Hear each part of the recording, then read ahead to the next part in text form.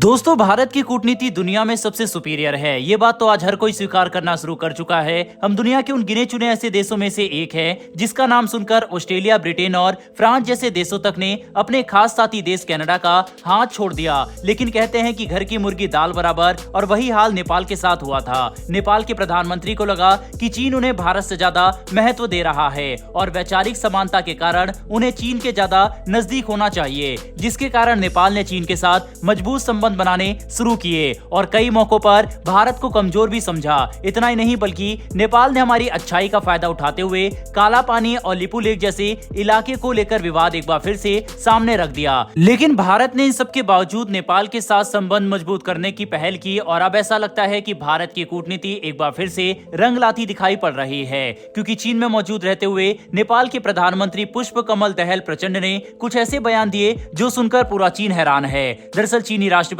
सी Jinping चाहते हैं कि नेपाल उनके द्वारा शुरू किए गए एक मिलिट्री गठबंधन ग्लोबल सिक्योरिटी इनिशिएटिव मतलब GSI का हिस्सा बने, जिसे एशिया का नाटो भी कहा जा रहा है। बता दें कि इस संगठन के इस्तेमाल से चीन भारत, अमेरिका, जापान और ऑस्ट्रेलिया द्वारा बनाए गए क्वाड को टक्कर देना चाहता है, जिसमें अगर नेपाल शामिल होता है तो ये चीन के लिए बड़ी जीत कहलाती। लेकिन चीन में रहते हुए नेपाल के प्रधानमंत्री ने खुलकर यह बात कह दी कि वह ग्लोबल सिक्योरिटी इनिशिएटिव का हिस्सा नहीं बनना चाहते, जो एक ऐसा बयान है जिसे सुनकर सी जिनपिंग तक हैरान हो चुके हैं, क्योंकि चीन को इस बात की पूरी उम्मीद थी कि नेपाल में उनका प्रभाव जिस तरह से बढ़ चुका है, नेपाल उनके इस मिलिट्री संगठन में शामिल जरूर होगा। लेकिन नेपाली प्रधानमंत्री के इन बोल को सुनकर आज चीन को विश्वास नहीं हो रहा कि नेपाल उन्हें मना कैसे कर सकता है। हालांकि अगर हम पिछले कुछ समय में नेपाल को लेकर सामने आ रही खबरों की तरफ देखें तो हमें इस बात का पता चलेगा कि असल में नेपाल एक बार फिर से भारत के साथ मजबूत संबंध बनाने के लिए आगे बढ़ रहा है। कुछ समय पहले ही ये रिपोर्ट निकलकर सामने आई थी कि भारत का सतलुज विद्युत निगम लिमिटेड नेपाल के अरुण नदी पर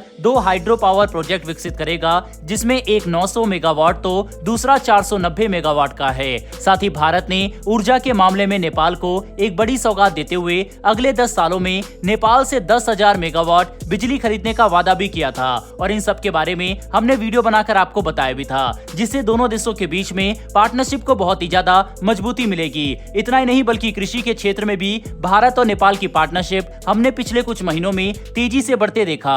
जब देश के अंदर टमाटर की कीमत आसमान में पहुंच गई थी और 1 केजी टमाटर के लिए लोगों को 200 रुपए तक देने पड़ रहे थे, तब भारत ने नेपाल से ही मदद मांगी थी और नेपाल के किसानों ने भारत को टमाटर सप्लाई करना शुरू भी किए, जिससे देश के अंदर टमाटर की सप्लाई बढ़ी और इनकी कीमतों में गिरावट देखने को मिली। लेकिन आपको एक और अच्छा इंसिडेंट बताते हैं। जब भारत ने नेपाल से बिजली खरीदने की डील की थी, तब चीन की तरफ से काफी अजीब बयान सामने आए थे। चीनी अधिकारियों ने कहा था कि नेपाल के पास खुद इतनी बिजली नहीं है कि वह अपने देश को रोशन रख सके, तो आखिर भारत को बिजली सप्लाई कर नेपाल को क्या मिलेगा। इतना ही नहीं बल्कि चीन के प्रतिनिधियों ने तो यह तक कह दिया था कि भारत नेपाल को लूट रहा है और हमारी पॉलिसी नेपाल को नुकसान पहुंचाने की है, न कि उनके विकास करने की। दोस्तों, आयरनी देखिए कि ये बात चीन जैसा देश कह रहा है जो खुद गरीब देशों को कर्ज देकर अपनी राजनीति चलाता है और बेल्ट एंड रोड इनिशिएटिव जैसी परियोजना के नाम पर आधे से ज्यादा दुनिया को ऐसे प्रोजेक्ट और विकास का सपना दिखा रहा है जिससे उन्हें कभी भी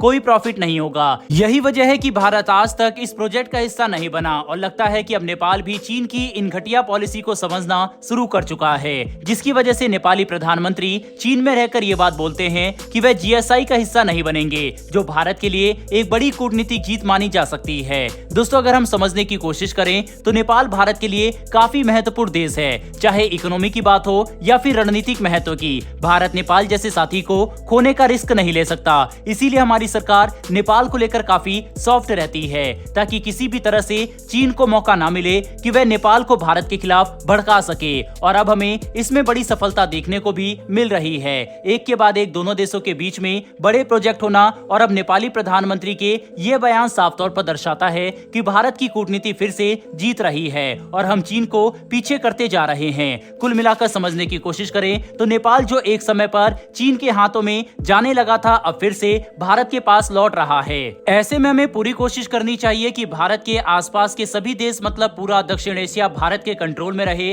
और सभी देशों के साथ हमारे संबंध मजबूत हो, तभी हम चीन की विस्तारवादी नीति को रोक सकेंगे और भारत एक ज्यादा शक्तिशाली देश बनकर सामने आ सकेगा। बहरहाल दोस्तों, इस वीडियो में इतना ही, लेकिन भारत और नेपाल के संबंधों पर आपकी क्या राय है कमेंट बॉक्स में लिखकर जरूर बताइएगा। साथ ही अगर आपको ये इन्फॉर्मेशन और वीडियो पसंद आई हो तो वीडियो को लाइक करके हमारी आने वाली डेली ऐसी वीडियो के लिए चैनल को सब्सक्राइब कर बेल नोटिफिकेशन को जरूर दबा लें। फिर मिलेंगे ऐसी एक नई वीडियो के साथ। धन्यवाद। जय हिंद।